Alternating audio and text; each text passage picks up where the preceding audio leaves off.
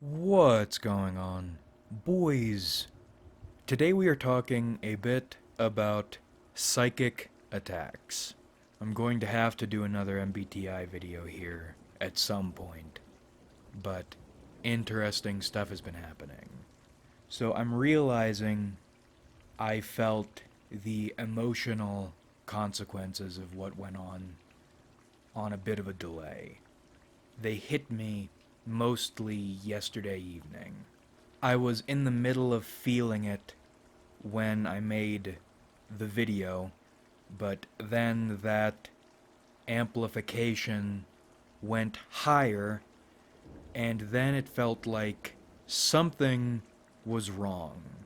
It was like my senses were in two dimensions, and I felt very tired, but I couldn't fall asleep. So I am lying there trying to get to sleep when it feels like the pressure in my room changed. And when I opened my eyes, despite my room being pitch black, something shadowy and humanoid with long, dark hair was staring me in my right eye. And only in my right eye. And when I closed my eye, the thing didn't go away. I could still see it. And it went away after a little while, but my right eye remained feeling puffy. And again, I don't know how to describe it other than the pressure in the air felt off. It felt like something was nearby. It felt like something was outside. I kept hearing weird noises. And it's normally relatively quiet where I am, and it was relatively quiet last night, but it felt especially quiet. Quiet enough I could hear everything.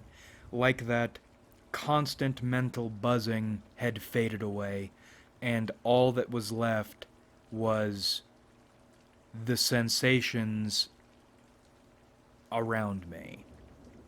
And something was wrong with those sensations. And I haven't felt a feeling that intense in quite some time.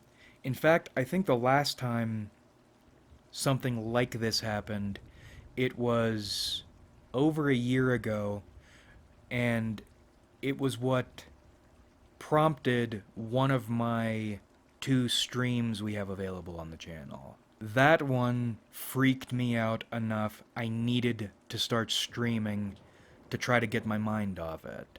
This one was more intense, and no matter what I tried, it didn't go away. I had all the lights on. I was armed, even though that doesn't really matter in these situations necessarily. I was repeating the Lord's Prayer constantly. And no matter what I did, it wouldn't go away. That feeling of something malicious is inside your home, and more malicious things, or this one malicious thing, despite feeling inside your home, is also outside your home. And it just would not go away. And I got almost no sleep last night. It freaked me out so much, I started trying to solve it like a mystery. Whom did I piss off to deserve this? Is someone performing a ritual nearby and I got caught up in it mentally? Are aliens trying to abduct me? Are aliens beaming shit into my head? Is the CIA beaming shit into my head? Which, on that note, Jesus, I think I've linked it before. I don't remember which one it is. I'd have to find it. But on record, the CIA can not targeted affect your mental state, but degrade, make you feel uncomfortable mentally using radios or some shit. Long declassified thing about it. I've linked it before, I'd have to find it again, but I'm not going to bother this time. Anyway, I can't stress enough the blunted mental state I was in. Another facet to that feeling was the lack of direction. Like, normally your life moves, as you perceive it, linearly in a narrative fashion. Last night, it was like the narrative disappeared, and all that was left was an acute awareness of surroundings, and the fact something was wrong. Anyway, I'm at work today, and multiple times I'm doing something, I see something out of the corner of my eye, I turn to look, it looks like someone is walking at me, I freak out, and then I realize nothing is there. And I think these two events, sensations, are both part of a delayed emotional response to what happened and very bad vibes. I think maybe incorporeal demons try to punk you when they recognize you are achieving a level of psionic power and you have, or something has created an opportunity for them to trip you up. But I don't know. Maybe there were just Satanists out there in the boonies performing a ritual, and other psychics got affected. Who knows? But one of the reasons I think bad vibes with agency may be involved is the third and perhaps, maybe not the subtlest, the most manipulative attack that went on happened not that long ago today.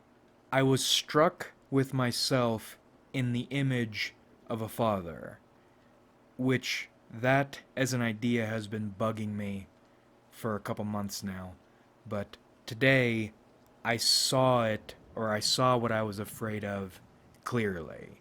In my current stage of development as a human, which is disgusting to call it that, because I've had to develop into this, but I don't like it, there is no situation in which Skimmerlit does not abuse a child. There are generations of just disgusting abuse on my father's side of the family, stretching back, again, generations. And not that long ago, I could see myself breaking that cycle of abuse. Now, I don't see a situation in which I don't continue it. The best I believe I could manage right now would be neglect. Just removing myself so as not to inflict any more damage.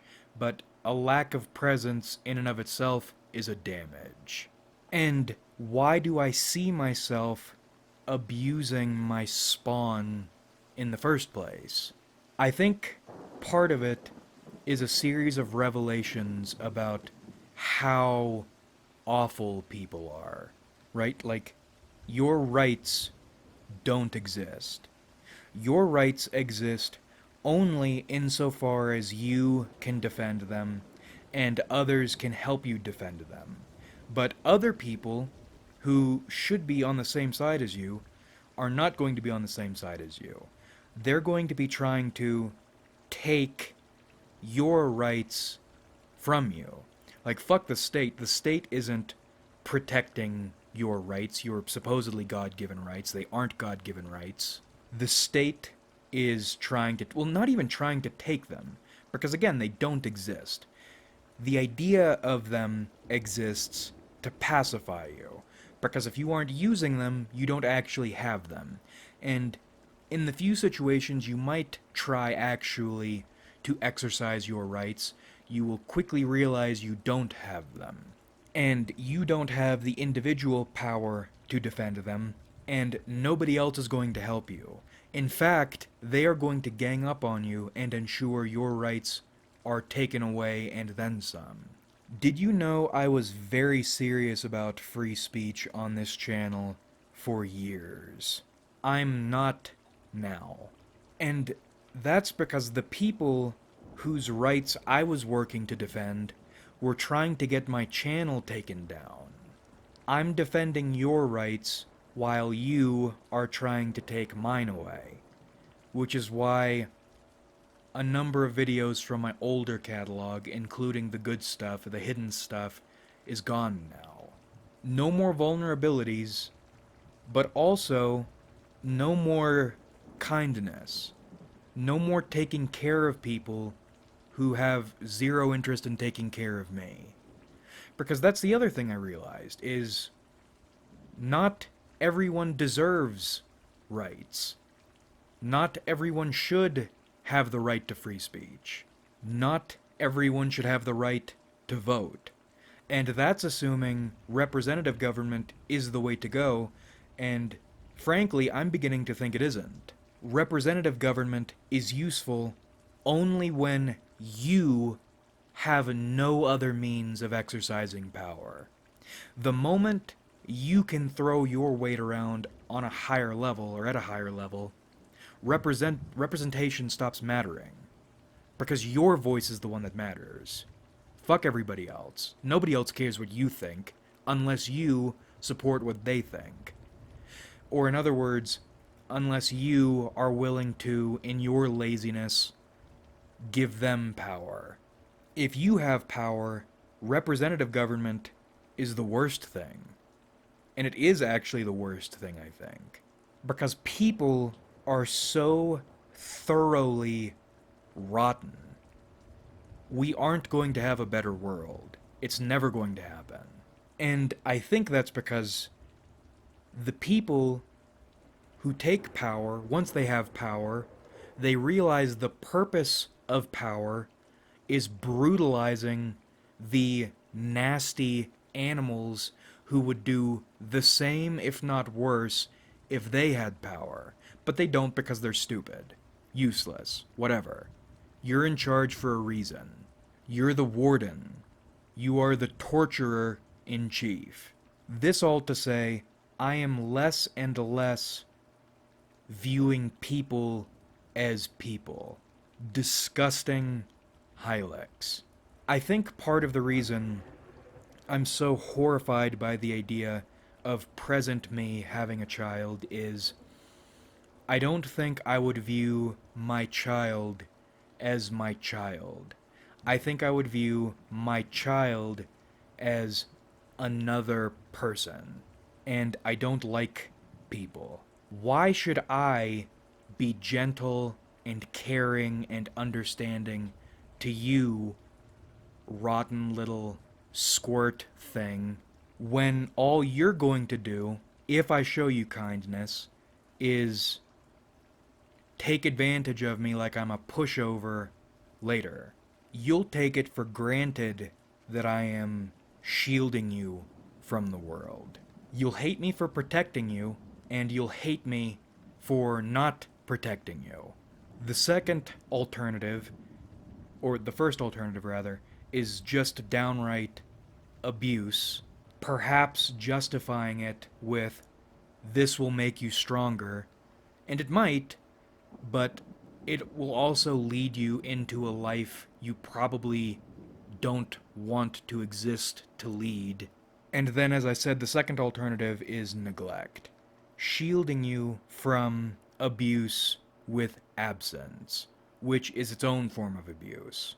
And the trouble there with all three of those is they aren't incorrect ways of viewing things. Something like that is one of the reasons I don't date anymore. I don't let myself become emotionally reliant on people, even when I want to. Especially someone who's supposed to be your significant other. People expect to be sacrificed for. I don't know what it is, but it seems like in every relationship, your significant other is going to demand you alter some fundamental aspect of your life.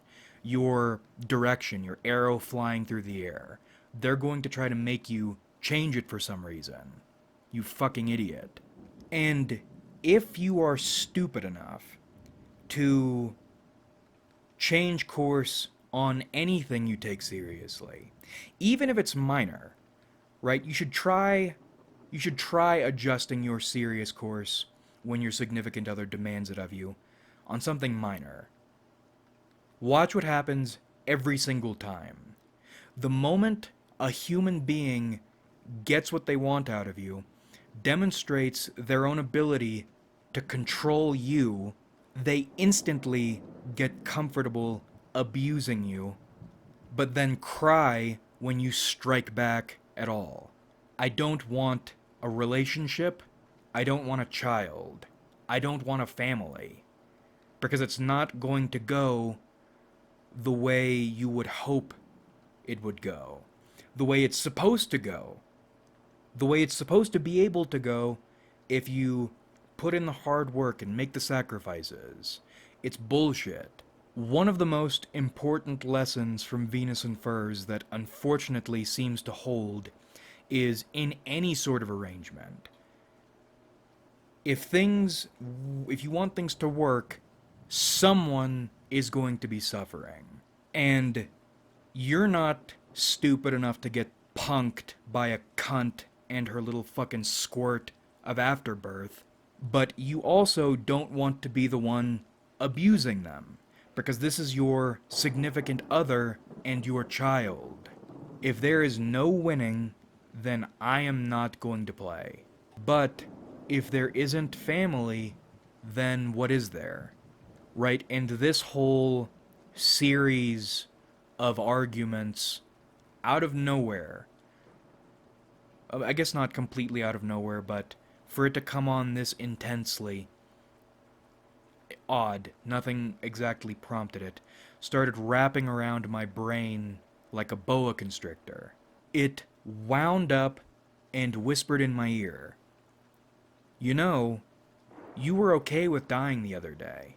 It was an oh shit moment, because that argument is becoming more compelling. What is there? If not family, then what is there? Is it your spiritual development? Is it just continuing to exist when you have demonstrated you're about as ready to go as you can be? What is there? Or rather, what are you waiting on? How are you going to answer this case that has just wrapped around you and started cinching? So once again, despite feeling awful, I retreated into ego, or looked to ego for the strength for ego. I sat down and I took a series of legal substances. All my normal shit, but now all at once, and with a mysterious Substance X. Substance X being nasal snuff, which I heard from a spiritual type circle is one of the most spiritually pure forms of tobacco, because you never hear about it. The only companies who are producing it have been in the game for over 100 years already.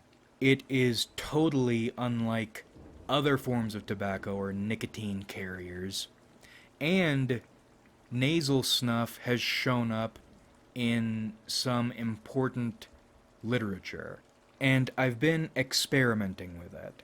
Just a little bit here or a little bit there, just getting used to inhaling stuff, snorting itty-bitty bumps.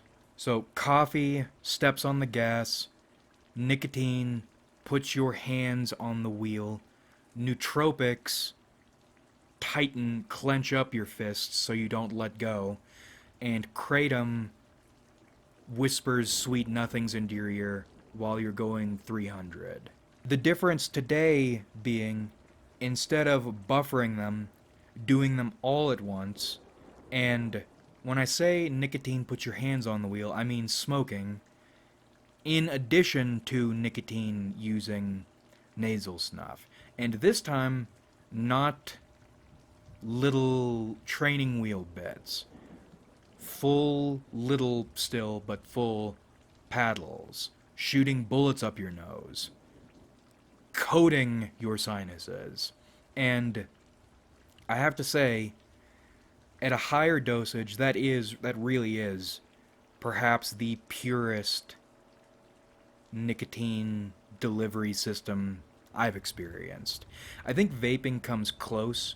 Vaping is actually more intense in terms of nicotine, I've found, than actually smoking is. But nicotine, like smoking, is more for the throat hit. The nicotine is nice, but in terms of sensations, that's not exactly what you're looking for. You're looking for something that's going to punch you a little bit. Something that burns a little bit going down. Dip is different in that it's really disgusting, and I don't get the appeal.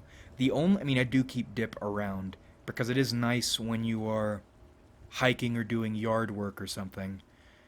Something that you can get nicotine from without fussing, either with a pipe in terms of smoking, or with a cup or I don't have a spittoon, but a cup for cleanliness. When you can just spit on the ground and you're outdoors and your hands are occupied. Dip can be nice, but it's still not my favorite. I still like smoking because the throat hit feels good. But in terms of a raw nicotine experience, high dosage nasal snuff is pretty incredible. Because you aren't getting multiple sensations in a hit. You get one inhale, and then between 3 and 10 minutes of burning, and then, again, depending on dose, maybe 30 minutes of just a nicotine high, which I haven't felt in a long time. Maybe because I'm so focused on the smoking when I'm smoking, rather than on the nicotine, I can't really enjoy nicotine even though I do enjoy nicotine. Clearly because I like this. It's really interesting. If you like nicotine, I recommend you try it. And nasal snuff, in addition to my other stack, helped me this afternoon. One commenter the other day mentioned feeling like in ego death moments or moments like these, feeling like a passenger, your awareness as a passenger in your own body. That's kind of how I was feeling. This overwhelming sense of, if not family, then what is there? And if you can come up with anything, then is it really enough? And if you can't have either, or if nothing is the answer, then what's the logical conclusion that you have been building a case for a while? Well, stacking all these together, I kept focusing on the image of a lich or the king in yellow, or other singularities of knowledge and power. And in about 30 minutes, it was like that force of will had slowly woken back up, forced those bad vibes out of the driver's seat, and grabbed the wheel again with a vengeance. And while that did feel good, that isn't to say I feel great right now, I don't. In fact, I've been off all day. Someone gave me shit earlier, and all I could do was look at them with contempt. I couldn't even say anything. I was out of it. Pathetically out of it. I discuss all this to say, I think you can be psychically attacked either by other malicious psychics, or incorporeal demons, or some shit, and will, in and of itself, if you can figure out how to wake it back up when someone demoralizes it or tricks it into sleeping, will alone can act as a reason to be until you can find either other reasons or other illusions that are close enough to reasons. But will by itself is intense. And when you're feeling bad, I mean, you can't stop yourself from feeling bad. But I mean, if you're feeling really bad, either trust your will or trust in your will. It hasn't gone anywhere. It's been bamboozled by something malicious, and soon enough, with or without your help, I think, it's going to come back. And when it does, that alone can be your reason. Like, I will, therefore I am. Or I am, therefore I am. I'll make an MBTI video or something tomorrow. But the last few days have been nothing but weird shit and intense emotions. And I forgot to mention, the more you trust your will, the more exponentially you will benefit from trusting it. It's this weird assuredness that comes from understanding you are your reason. I mean, it's not like you're getting permanent upgrades to your soul confidence, but your base state, your base form raises, and trusting in your will can become a more normal way of being. But that about rippity wraps this one up. I hope you enjoyed watching, because I certainly enjoyed making it. I don't know what the hell I'm talking about. Normally in videos I try to have a point. I guess I do kind of have a point in this video. This is more just trying to deal with this shit. Like if you enjoyed, because it helps me out a lot. Subscribe if you haven't, because we do this shit sometimes. And comment your thoughts, because I love hearing from you. What do you think of yourself as a parent? I still think I could be a parent one day. But right now, certainly not. And Jesus, did I get hit with the image of current me as a parent. And it would not be pretty for anybody. And I feel like when I thought about those things, it was like you shouldn't be allowed to have a family for even entertaining this thought. Okay, I can accept that. Alright, but you don't have a family and you still think this way. You shouldn't be allowed to exist. Shit, dude, you have a point, I guess. What am I gonna do about this? And that's what this video was, or describing. But comment your thoughts on yourself as a parent. We'll see. Thanks again for watching, everybody. Really, we had a lot of fun on this channel. So much fun. In fact, you can try to figure out a way to parent it. And it will not be fun. And that's how much fun we don't have on this channel. And I look forward to doing this with you guys again in the future.